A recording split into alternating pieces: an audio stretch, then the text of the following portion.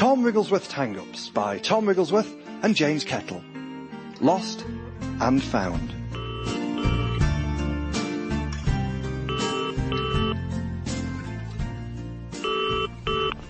Sheffield 61977.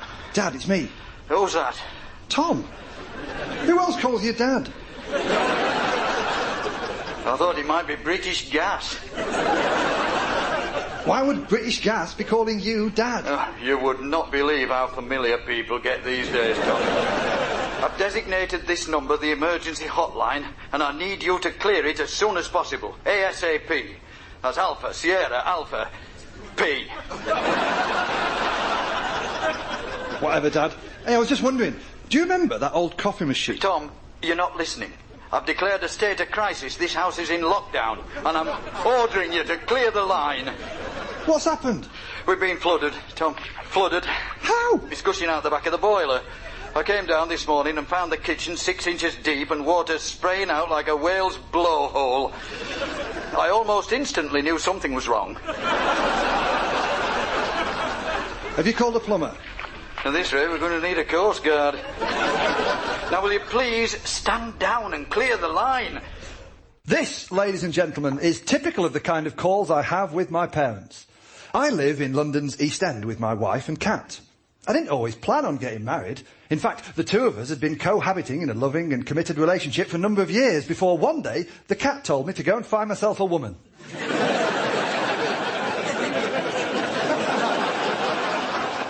My parents live several hundred miles away in Sheffield, South Yorkshire. My mum and dad live in the top half of the house, which, aside from the occasional inadvertent tea spillage, has always remained bone dry. Downstairs you'll find my granny, Mabel Bradley, who, just like our cat, sleeps for much of the time. And, just like our cat, actually runs the place. And, just like our cat, hates it if anyone watches her while she's going to the toilet. Now, this particular Sunday, I had an actual proper reason to ring my dad. I've recently rediscovered my love of coffee. Proper espresso coffee. I hadn't drunk coffee regularly for years. I'd started again because giving up cigarettes and alcohol had the confusing effect of making me both healthier and unbearable. And so I began my quest for the perfect espresso. Now, back in the mid-80s, me and my granddad used to go around car boot sales. And one time, hidden amongst the Haynes manuals and the SodaStream parts, we found this coffee machine, a solid-looking Italian job. And coffee is to the Italians what music is to Simon Cowell. They have no ability to produce it themselves, and yet somehow they become the global authority. It's like the Italians have taken ownership of coffee the way Yorkshire people have taken ownership of buttered pikelets and upsetting levels of bluntness. Anyway, I've got fond memories of me and my granddad fixing up this machine, so I figured it must still be at my parents' house. I mean, it was only put in general use for 2 days before Grandad started getting nervous palpitations and switched back to Bovril. Tom, our house is sinking beneath the waves, and you're worrying about a coffee machine? Yeah, but you must still have it somewhere. It's big and metal. It's got all sorts of buttons and knobs and spouts on the front. Oh, that? I thought that was one of them machines for detecting radioactivity. Detecting radio... What? Why? Well, it's got Geiger written on the front. Oh, Dad, it's Gadgier. Oh, hold on a second. I need to step onto higher ground. My slip-on loafers are saturated. Well, anyway, I think I know what you're talking about. Ah, brilliant. I'm so pleased. Yes, I seem to remember seeing it... The perfect espresso. Bounce off the inside of a skip. What? You threw it away? What did you do that for? That coffee machine was actually practical and worth something. Not like all the clutter that fills up your house. Now, Tom, you know how your mother likes to have her special bits and bobs around her. She sees them as precious memories of a life well lived. They're not special bits and bobs. They're just, like, I mean, how many gravy boats have you got? 6. Exactly. That's not normal. That's a fleet. Huh? You got a point there, son. It's enough to give Nelson a run for his money. Maybe it's time to have one of my clear-outs. The trouble is, as soon as I throw anything we don't need away, your mother fishes it out and brings it back in again. She's part woman, part womble. This is the story of my life, ladies and gentlemen. My mum and dad keep filling up the house with rubbish and can't seem to throw anything away. Unless it's actually useful and makes the perfect espresso. The problem might be is that both my parents are only children. They've had no other siblings to share out the heirlooms and ornaments, let alone many horrifying hereditary conditions. They've got the lot. It's why my mother is burdened with both eczema and a Welsh dresser. The result is my mum and dad's house has become a museum to different generations. Now, I'm all for retreating from the modern world into a happy haze of a bygone era. I do, after all, have a series on Radio 4. But my parents, I mean, when you collect so much stuff that you've got 2 copies of the DVD box set of Britain's Biggest Hoarders, then it's time to draw a line, if you've got the space for it. The weird thing is, my granny isn't like this at all. Upstairs, where my mum and dad live, is clutter and chaos, but if you go downstairs to my granny's bit of the house, it's just an oasis of calm, peace and tranquility, where nothing ever seems to go wrong.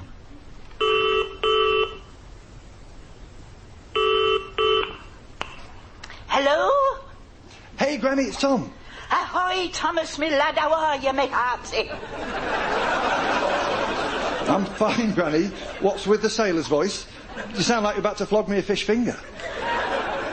Is this flood, Thomas? I'm just trying to get into the spirit of things. Like when we sang songs during the Blitz.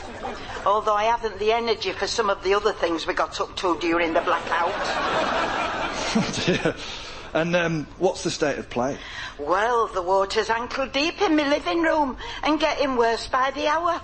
It'll be lapping round the top of my surgical stockings by tea time. Well, just sit tight, Granny. Oh, that's what I'm doing. I've managed to wade across to the coffee table and I'm going to perch here till I'm rescued. Like Kate Winslet in Titanic. Listen, Granny, speaking of coffee tables, you wouldn't have happened to have seen a coffee machine. Oh, I've got to go, Thomas. I can hear your dad getting into a flat. He's telling the plumber the whole thing's looking biblical. And your mum's suggesting we go around collecting 2 of everything. As if there's only 2 of everything. Oh. Well, ladies and gentlemen, in some ways, this is a surprise. I mean, it's not every day that a biblical quantity of water arrives to cleanse the Wrigglesworth stables and threaten the integrity of Granny's surgical stockings. If my place flooded, I'd grab my laptop and I'll be fine. Because that's where I keep pretty much everything of value. I don't hang on to knickknacks to remind me of the past. If I really want to remember something, I'd take a photo of it and stick it on my computer. I'd describe myself as a memory minimalist if I found it easier to say. Because that's what you can do these days. If I want to find a memento of days gone by, I don't need to go combing through the attic like my parents. And also, at 6'4", I'm hardly built for loft exploration. It would be like the Angel of the North trying to have a rummage around the house of a hobbit. No, it's easier for me to just open my MacBook, search through 16 folders, open 14 documents with a very similar title, delete 8 of them, undelete 2 of them because you realise you might actually need them, get distracted by 10 shocking celebrity facelifts, and finally, hey presto, Steve Jobs your uncle, and you've got a blurry JPEG of the very thing you were looking for. And I won't have hit my head on a beam.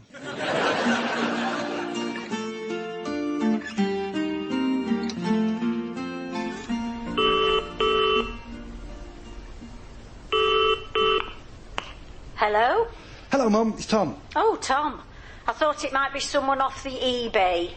You never know when they're going to offer you some unsolicited vendor feedback. eBay? Since when have you been into eBay? I didn't think you'd fully mastered Argos.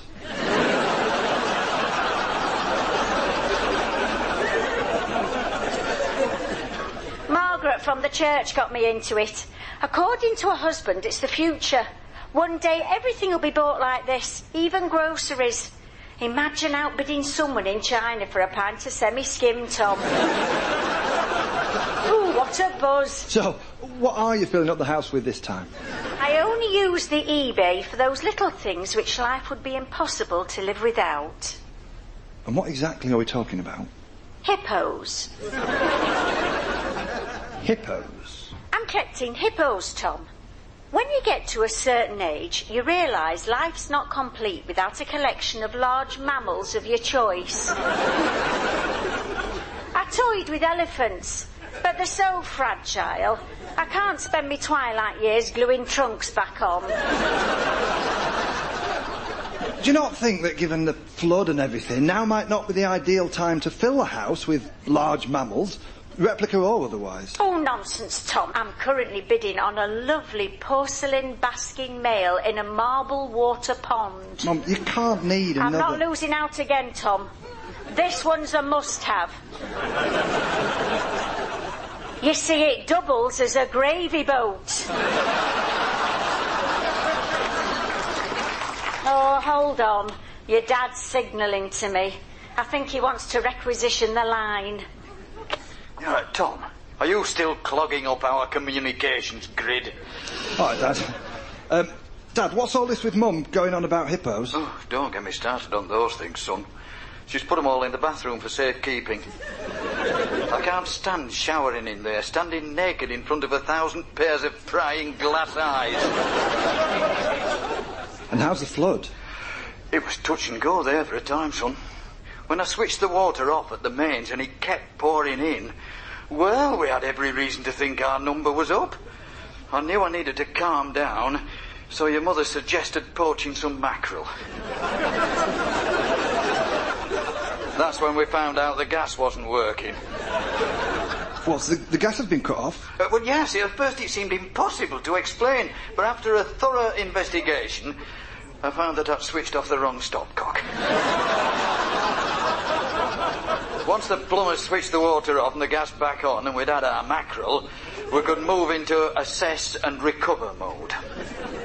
And what does assess and recover mode involve? Well, we're basically using the same techniques they used in Iraq.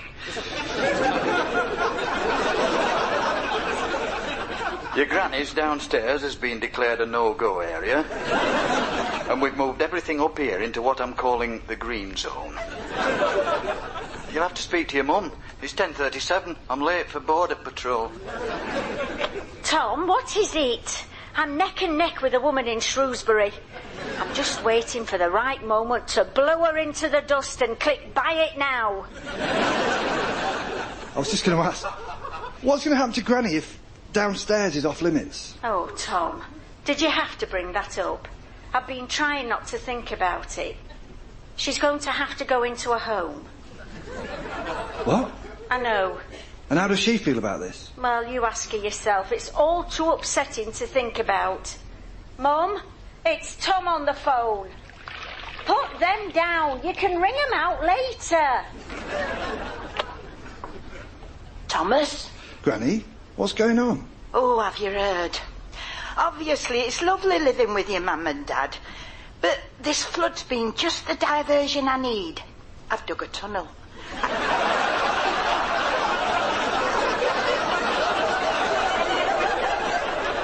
And I'm getting out under the wire.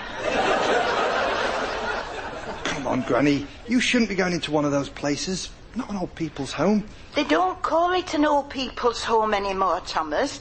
They call it a care facility that believes in delighting and nourishing the mature human spirit. It sounds like a prison. At least I'll have people to talk to. What do you mean people to talk to? You'll be sitting around all day listening to people who've lost the plot, griping on about things that don't matter. Well, that's it, exactly. It'll be home from home. Now, ladies and gentlemen, I think we all kind of know where I'm coming from here. There's nothing ideal about old people's homes. They don't exist because they're the perfect way of looking after old people. They exist because they're the least worst option. It's just such a strange thing that the idea you should be happy to go to a place like that. Oh, you'll have such a lovely time with all the other old people. You'll have so much in common. Like, why should that be the case? We're all individuals.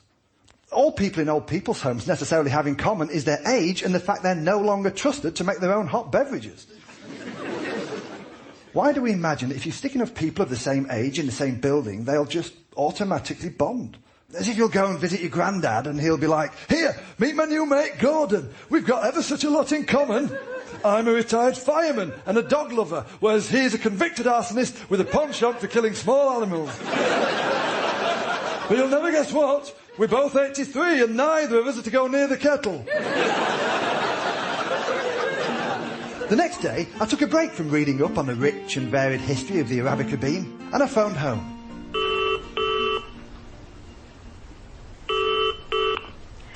Hello, Hippo Lover 1944. Mum, it's me. Oh, Tom. Hello. Are you all right? Yeah, I'm fine. Who's Hippo Lover 1940 whatever? That's my eBay handle, love. It shows people I mean business. And how's the flood clear-up going? Oh, your dad's insisting on handling all external inquiries. Richard, phone. Hello, you're through to Cobra.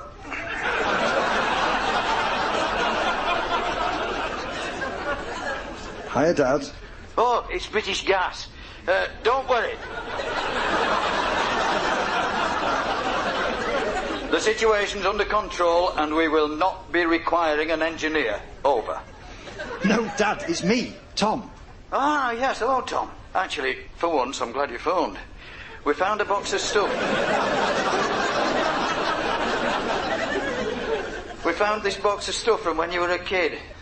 Football programmes, swimming badges, school reports, certificates, that sort of thing. It's just been taking up space. I can sling that straight out. Hold on a minute, Dad. I wouldn't mind if you kept hold of that. That all sounds... Oh, you've changed your tune. I can see it's one loaf of priceless mementos of your childhood and another for our flotilla of gravy boats. Don't tell me you're keeping the gravy boats. To be fair, Tom, each of those gravy boats is filled with a different memory of culinary success. Whereas your school reports represent an unbroken record of failure. Oh, steady on. Here, listen. His constant interruptions in class make Thomas virtually unteachable. He'd do well to remember a few basic manners, such as respecting his elders. God, it's like poetry, this. I could have written it myself. Dad, that's all my... And some of these drawings, I'm not saying they're bad, but they must have been done before we accepted that you were left-handed. Fine, get rid of it. Just chuck the whole lot in the skip. Virtually unteachable. Good stuff. That'll free up more space. Your mother and I have decided our new design watchword is minimalism. Minimalism and hippos. I suppose I couldn't be too angry with my dad, ladies and gentlemen. I know he's only doing what I've been urging him to do for years. And it's not as if I'm going to need those school reports again. If I ever need a crushing reminder of my own personal failings, I can always give the wife too much gin.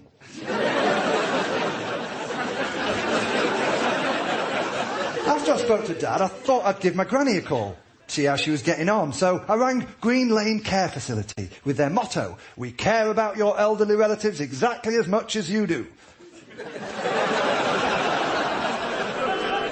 Which in most cases isn't the most promising start. Hello? Hi, Granny. Do you need me to get you some cigarettes? What? I know you don't smoke, but I've heard in these sorts of places they can act as currency. How are you, Thomas? I'm fine, absolutely fine. But the more important thing is, you sound cheery. How's the home? Thomas, it's fantastic. I'm having the time of my life, and there's never a dull moment. You'll never guess what happened yesterday. Well, for most of the morning, we all sat round waiting for lunch. Then we all sat round eating lunch. Then we went back through to the living room, where we all sat round waiting for our lunch to go down, so we could start waiting for dinner. Right.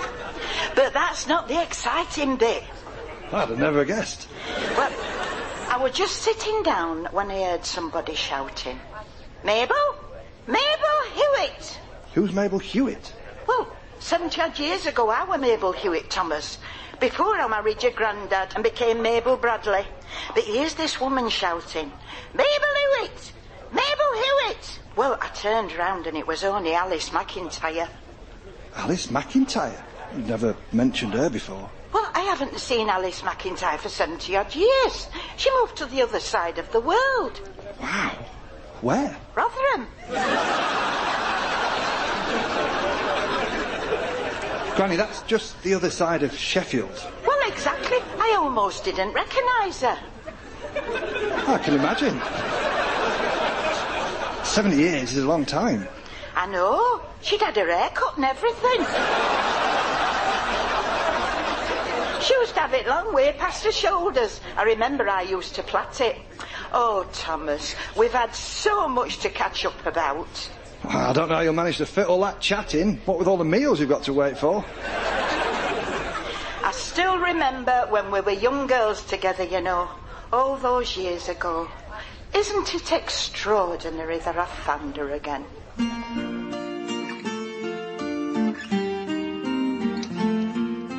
My granny was right, ladies and gentlemen. It really was extraordinary. Because the thing you've got to remember is that my granny comes from a generation before social media. I suppose before Twitter, before Facebook, before MySpace and Friends Reunited, the only way to get back into contact with people you hadn't seen in years was to cross your fingers and hope that you eventually get put in the same nursing home.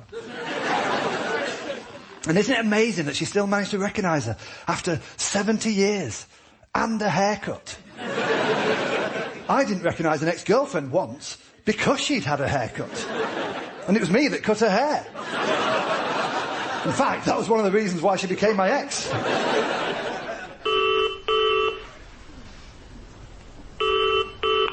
Sheffield 61977. All right, Dad, it's British Gas. We just want to see if everything's coming out the pipes okay.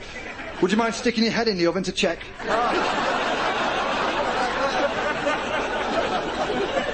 Tom, I'm glad you called. I'm just screwing the skirting boards back on in your granny's living room. We thought about leaving them off, but there's minimalism and there's madness. Right, yeah. Dad, you know what I said before about that box of school reports? Don't chuck them away. I've been talking to Granny and it's made me think that I want to keep in touch with my history. Well, son, your history will always be with us. It's become part of the fabric of Yorkshire, like the coffee machine. How do you mean? It's gone to the landfill site. What? Still, never mind. Never mind? Let me take your mind off it. I'll talk you through your granny's redecoration. We've got the new carpets down. They look great. Dad! Your mum decided to keep the old carpets, though. They're quite bulky, but she says you never know when a bit of waterlogged shag pile could come in handy. So there we have it, ladies and gentlemen. After all that, my parents continue to collect things, utterly regardless of their value or usefulness. And yet, when it comes to my childhood history, there just isn't the space to hang on to it. And it's not like I want it, not in my clutter-free life. I just don't want them not to want it.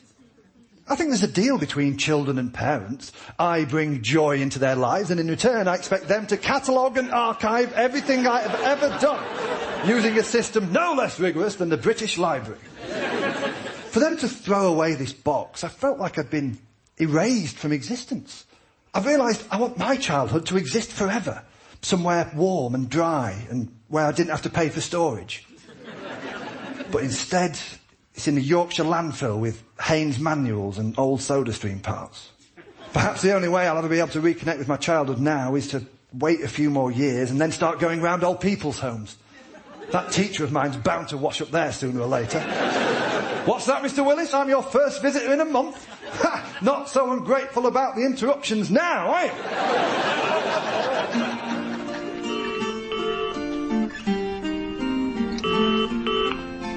Hello? Hey, Granny, it's me.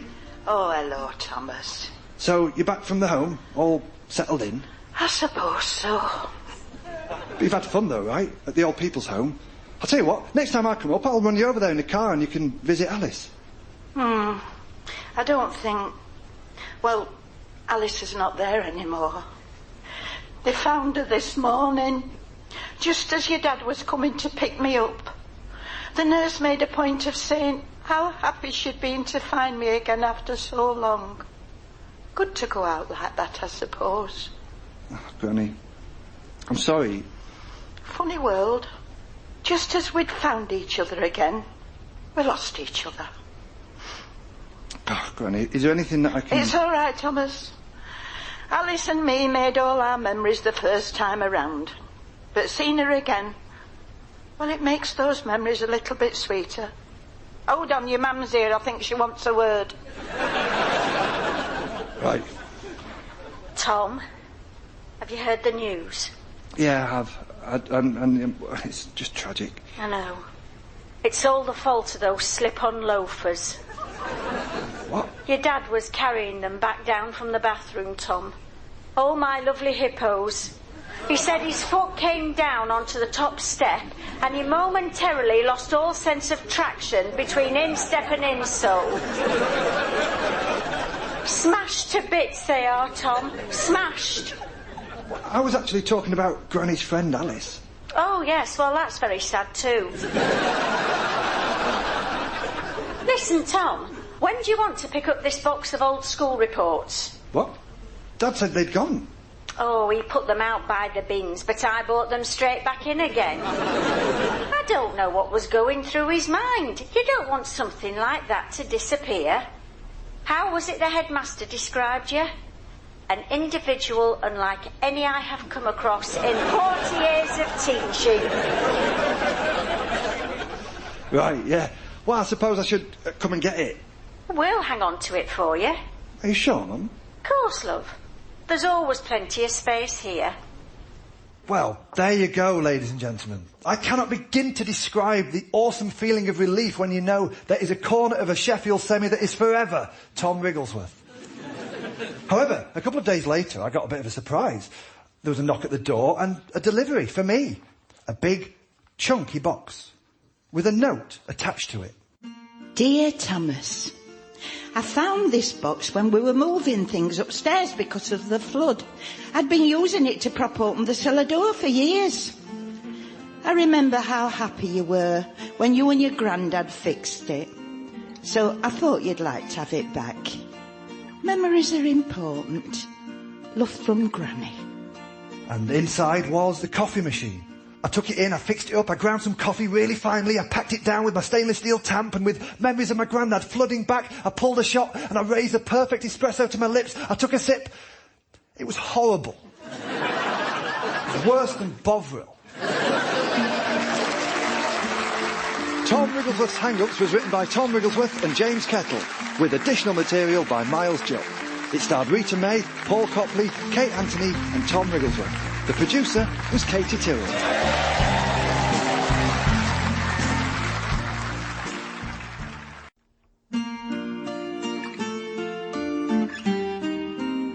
Tom Wrigglesworth's Hang-Ups by Tom Wrigglesworth and James Kettle. Point of no return.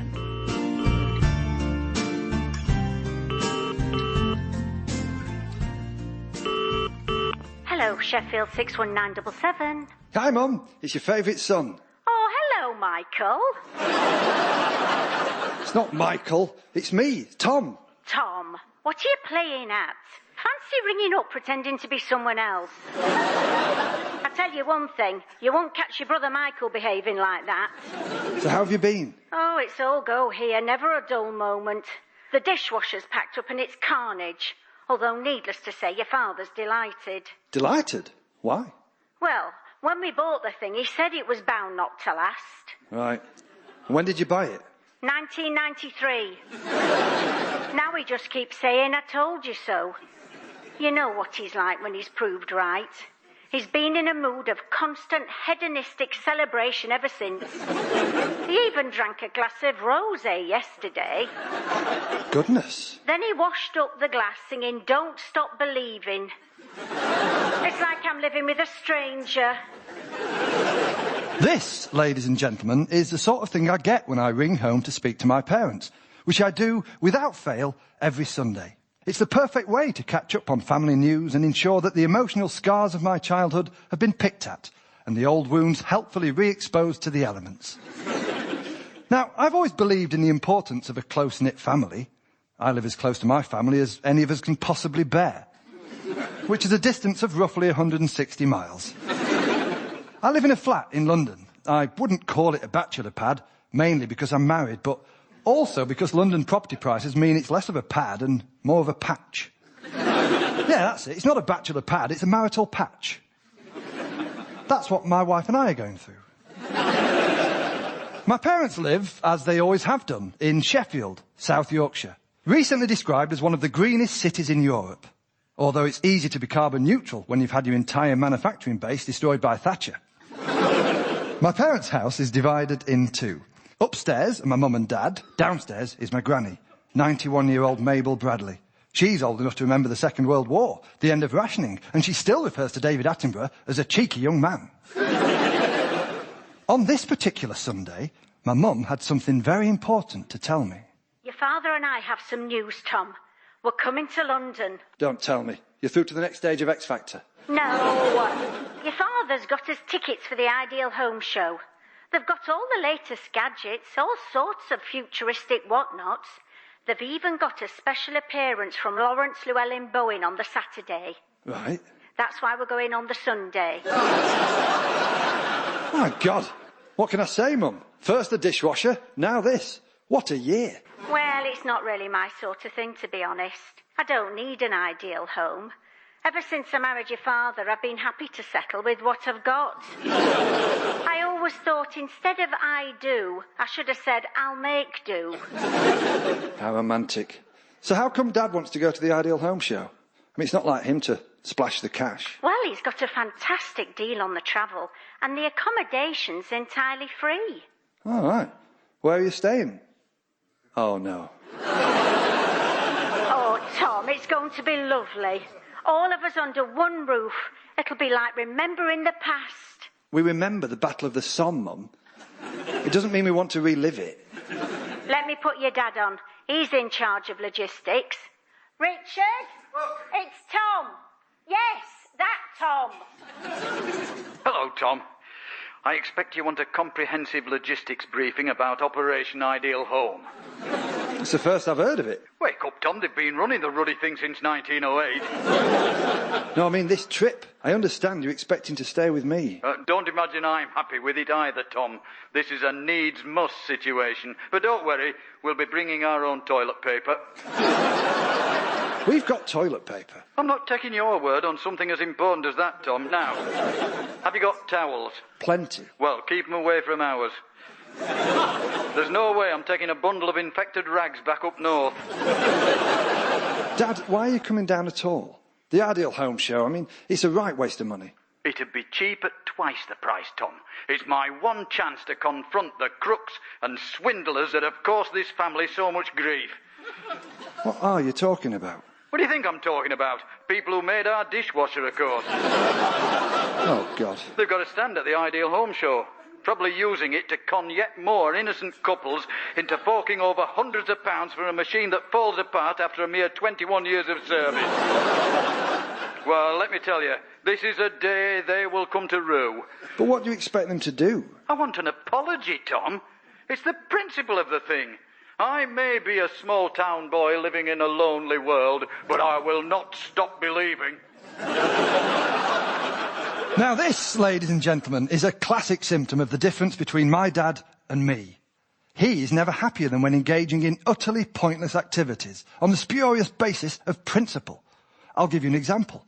He prefers to do his shopping in Chesterfield rather than Sheffield, because to get to Sheffield, he has to pass through 13 sets of traffic lights, and to get to Chesterfield, which has less choice and is further away, he only has to pass through 8.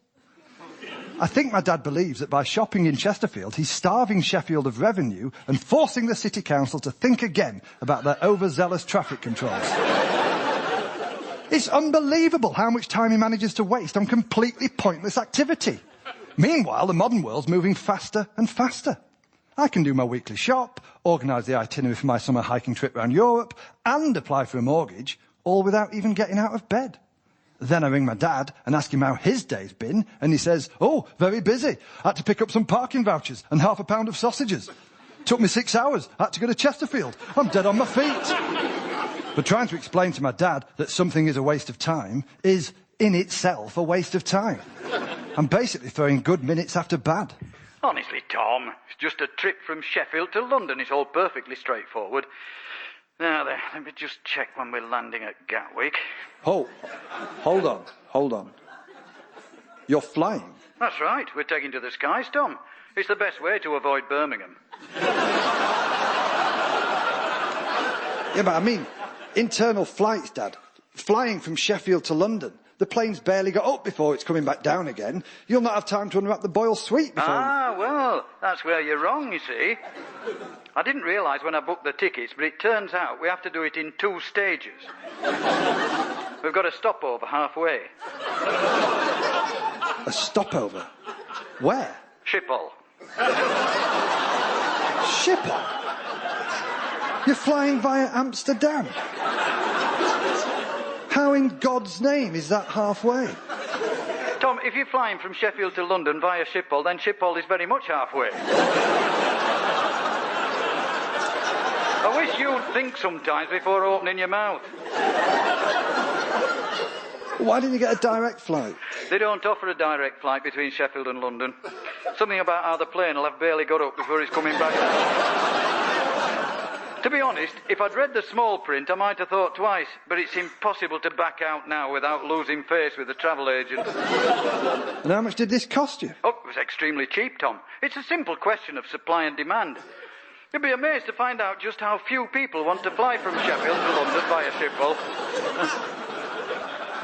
See what I mean, ladies and gentlemen? What was already a pointless journey has now become even more elaborately futile thanks to my dad's ability to overcomplicate the simplest of tasks.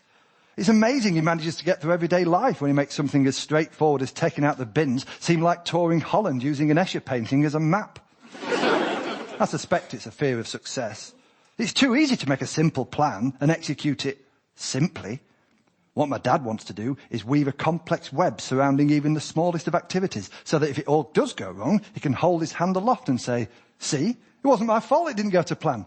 How was I to know that although Escher was highly regarded in the field of graphical design, he was not a competent cartographer?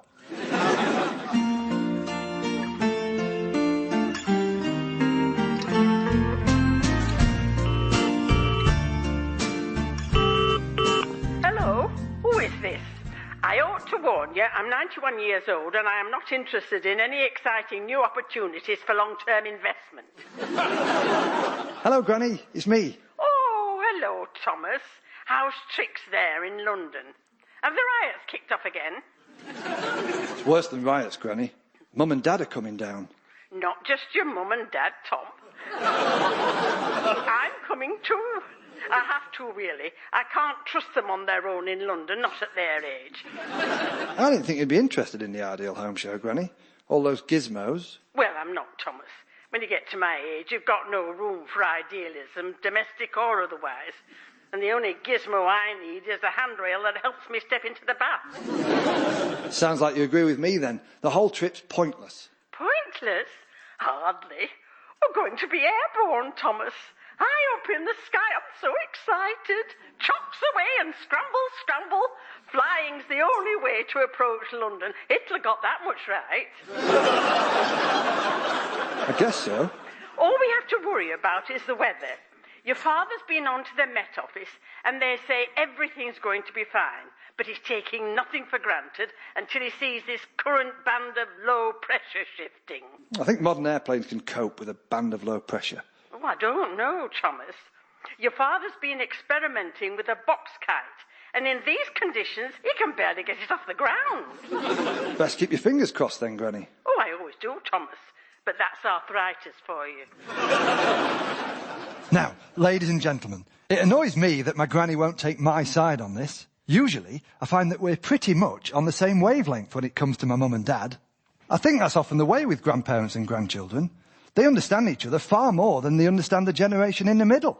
I suppose that's why I haven't had kids, because I know the moment I do, they'll be ganging up on me with my mum and dad, both taking sides, making out like I'm the problem, telling me to get my hair cut.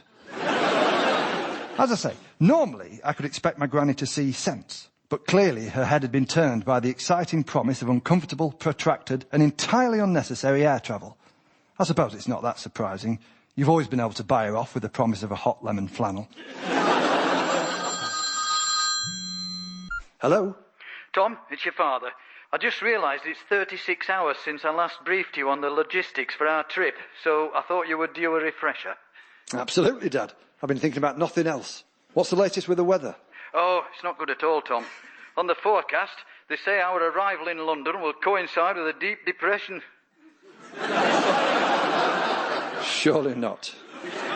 On the upside, the outlook in Sheffield's set fair. So, all being well, we'll be seeing you a week on Friday. But I'm not going to be in London a week on Friday. What? What do you mean you're not going to be in London? I've got a gig that night. I'm up in Durham. Durham? Durham? You don't want to be doing your comedy up in Durham, Tom. Think of the Jarrah March. These people have suffered enough. I can't cancel. This is work. This is an essential trip. Oh, I see. Your visit to Durham is an essential trip, whereas me, flying to Holland and back to confront a dishwasher manufacturer is a complete waste of time. Well, yeah, that's about the size of it. I'm going to be speaking truth to power, Tom. You're going to be speaking bad language to the uninterested. It doesn't matter anyway. My wife will still be home, so you can still stay at mine. So, after all this planning, all this careful logistical organisation, it turns out we're going to come all the way to London and not even see you. Actually, putting it like that, I can see the positives. So there we go, ladies and gentlemen. A solution that works for everyone. They say absence makes the heart grow fonder, and it's absolutely true. I'm fondest of my parents when they're completely absent. It's a shame I have to be in Durham when they're in London, but that's the lot of the stand-up comedian. I spend half my life driving hundreds and hundreds of miles to entertain people who don't like me because I'm not from round there. And when you spend your whole time engaged in essential travel like that, you find the willingness of other people to engage in unnecessary journeys all the more baffling. Hello? Hello, Tom, it's your mum. Just giving you a last-minute call to triple-check everything is in order. No, Mum, I've told you. You don't need the leather flying helmets. Yeah, it's all good. Hey, I've sorted a taxi to pick you up from the airport. Oh, excellent. Tell the man to make sure he waits for us as long as possible, just in case we get detained in customs. Why would you be detained in customs? Oh, you know how your father attracts suspicion, Tom. There's something about his natural odours that send those sniffer dogs into a frenzy. How is Dad? He's loading the car right now. What? You're leaving in 5 days? We don't want to rush. Oh, careful, Richard. That thing's heavy, you know. Watch your back. Lift with your knees. No, of course I don't mean like that. Use your hands. What are you bringing? Just a couple of overnight bags. Right. And the dishwasher. You're not taking the dishwasher to the Ideal Home show? Of course not, Tom. That would be ridiculous. Your father says it wouldn't fit in the overhead locker, even if you tried it both ways. No, there's an engineer's in Chesterfield. Your dad hasn't given up hope on the patient yet. He's taking it there to see if they can fix it. Why can't they just come round? Well, I thought that was a more sensible idea. But your dad says he really doesn't mind making the little extra trip. He's going to drop it off when he picks up the parking vouchers and the sausages. So, ladies and gentlemen, dishwasher detours notwithstanding, it was all set up. And I'm delighted to report that on Friday, the skies were clear and flying conditions were perfect for my parents to make the simple, no-nonsense journey from Sheffield to London, via Holland. Meanwhile, I headed up north on my trusty steed, or should I say my rusty Vauxhall Astra, to attend the vital business of teasing laughter from the people of Durham, which turned out to be no small task. I mean, don't get me wrong, I know there's very little to laugh about north of Birmingham. But it's not that. It's not that I didn't make them laugh. It's that I never had the chance. Because when I got to Durham, I found the whole gig had been cancelled. The bloke who ran the venue had double booked me with a real ale festival. All he could do once I got there was offer his apologies and a pint of something named after an unlikely sex act performed by a senior member of the clergy. Anyway, I couldn't handle the drive back to London, not all at once. So I decided to break the journey halfway, in Schiphol. No, I do jest. I drove back to Sheffield to sleep there. My parents' house felt weirdly empty without them around, There was no constant shouting in a never-ending but fruitless attempt to discover whether or not anyone wants a cup of tea. There was no low-key but threatening mutter at the television whenever any politician came on the screen. Just a catalogue from the garden centre and a written itinerary for Operation Ideal Home with backup copy scrawled across the top in red ink. It was like the dullest edition of Through the Keyhole ever. I felt like a ghost drifting through the place but not really being there, which is pretty much how my parents treated me when I was a teenager anyway. In the doorway between the kitchen and the hall, there were markings up the wall with everyone's height drawn on it. They've kept it ever since I was a child, logging and tracking the development of 5 kids, then grandkids. It's basically more of a barcode than a doorway. I noticed that my current height hadn't been recorded, so I hunted down a biro from my granny's pile of large print puzzle books and added to the wall a permanent reminder of my record-breaking loftiness. And at that very moment, the phone rang. Hello? Sheffield 61977. I knew it. Catherine, we're being burgled. What? I see that not content with breaking into our property and stealing our most precious possessions, you also have the brass balls to answer our phone. Hang on. I'll never understand the workings of the criminal mind. Dad, it's me. Tom. Tom? Catherine, you won't believe this. It's an inside job. Dad? Tom, what are you doing burgling us for? We never get this kind of thing from your brother Michael. I'm not. I just broke the journey on my way back from Durham. Why is Dad ringing here anyway? It's a perfectly sensible precaution, Tom. When we're away, your dad rings home on the hour throughout the night. If no one picks up, we know there's nothing to worry about. Very wise. And how are you finding my flat? Oh, it's very nice, Tom. The kitchen isn't quite set out how I'd have it. Oh, well. So I've reorganised it. Your wife was uncertain about the new system at first, but I think she's resigned herself to it now and started cooperating. She's even offered to show me where I could stick the utensils. And how was the Ideal Home show? Oh, it opened my eyes, Tom. Can you believe they've invented an ergonomic spaghetti spoon? It's like the future's already here. Did you buy one? Oh, no. We were thinking of investing in a combination can opener and garlic press, but your dad couldn't get a straight answer from the man about whether it was dishwasher friendly. So we had to say, for that reason, we're out. Hey, there's a point. What happened with the dishwasher? Did Dad find the people that made it? Oh, I'll let him tell you. Richard? He won't be a minute. He's just putting your wife straight about the European Union. Tom, what is it now? I'm trying to talk some sense into your other half. The poor woman's living in a federalist dream world. I was just going to ask about the dishwasher. A complete success. I found the manufacturers and I gave them the most fearsome going over. I'm not ashamed to say that the jabbing of fingers was involved. And what happened? Well, the whole company's been taken over by the Japanese, and they won't take any responsibility for purchases prior to 2009.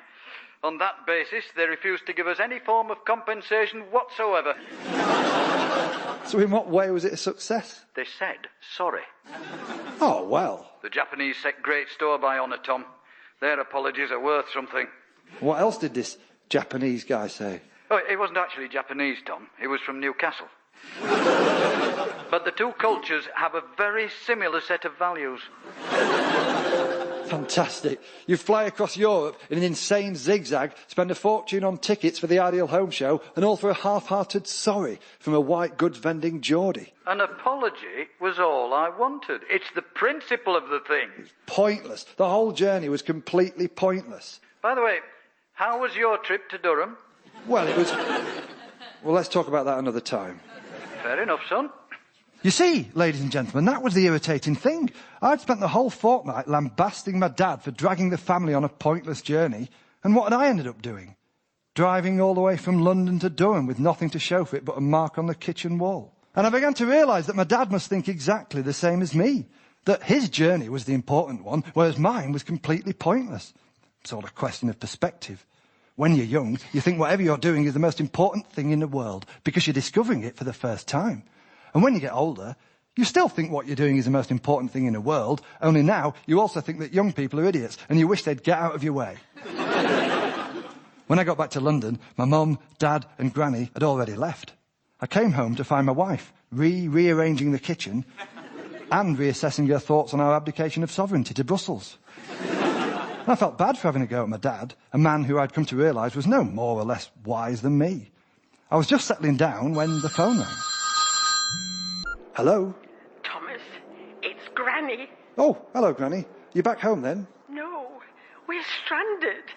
We got back and the car won't start. Your dad says the battery's completely flat. He reckons it was the cabin light, the one above the boot.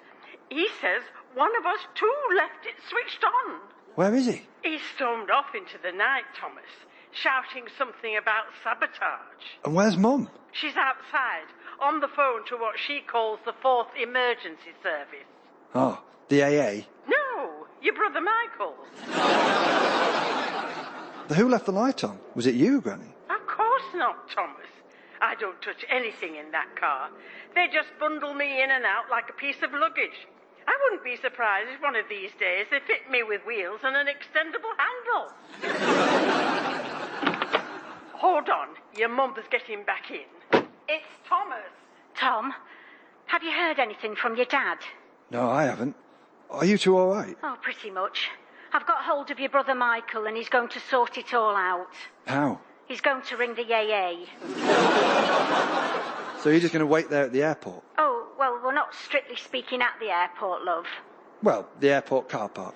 Well, we're not strictly speaking at the airport car park either. Where are you? In a field. In a field? What are you doing in a field? It's only a short bus ride from the airport, Tom, and it's ever so much cheaper than the car park. Your dad felt it would free up a bigger budget for in-flight refreshments. Mum, was it you that left the light on? Oh, Tom, how could I have done it? This car is a complete mystery to me. It's supposed to have intelligent air conditioning, but every time I get in and belt up, there seems to be a new draft coming from a new direction. And there's something very strange about the radio. Whenever you try to play a CD, people keep interrupting and telling you about tailbacks in leaves. I wouldn't be surprised if it was capable of switching its own cabin light on and off when it seems fit. It's like Knight Rider. Oh, where's your dad? I can't see him out there at all. So, ladies and gentlemen, I'd found my family in a real predicament. Faced with this latest setback to his pointless plans, my dad had decided he could take no more and walked out on the family. A flat car battery achieving in 5 minutes what more than 40 years of marriage had so far failed to accomplish. Hello? Dad. Tom, before you say anything, I'm not going back. Not until the rest of the family adopt a more responsible attitude to rechargeable automotive power supplies. Dad, come on. No, Tom. It's the principle of the thing. Until they apologise, I'm not climbing out of this culvert. Dad! No, think of all I've done for them. I got them tickets for the Ideal Home Show, took them all the way to London, and even gave them an invigorating taste of life in Holland. Dad, you only did it for your own pointless reasons. It was all because of that ridiculous dishwasher. Have you spoken to your mum and your granny? Are they all right? Well, Michael's phoned the AA. Oh, I hope he gave them a false name. This whole incident's going to ruin our family's reputation for responsible motoring. Come on, Dad. Climb out and go and make it up with them. One of those two switched that light on, Tom. Can't have done it itself. Maybe they accidentally brushed against it. Oh, yes, Tom, and maybe the BBC's accidentally going down the plug hole. No, but it's possible, isn't it? I mean, it's just a switch. You couldn't do it by brushing, Tom. The only way it could happen is if you shoved something right against it. Oh, right. Something like a dishwasher, then. Dad? Dad? Sorry, Tom. I'm just hoisting myself out of this culvert. Can't be leaving your mum and granny on their own in this field. It's cold and dark, but conveniently close to an airport servicing bus route. Oh. So you've suddenly seen sense, have you? Well, it's just a flat battery, isn't it? It's not the end of the world. Honestly, Tom, we really shouldn't make such a fuss about these things. It's completely pointless. Right. I expect the AA will be round to pick us up soon. I'll be straight to bed when we get home. I've got a big day tomorrow. Really? Yeah. I'm going to pick the dishwasher up first thing. And if it's a write-off, we'll have to buy a new one. Now, I'm not really keen on that bike. Tom Wrigglesworth's Hang-Ups was written by Tom Wrigglesworth and James Kettle, with additional material by Miles Jupp. It starred Kate Anthony, Paul Copley, Judy Parfitt and Tom Wrigglesworth. The producer was Sam Michelle.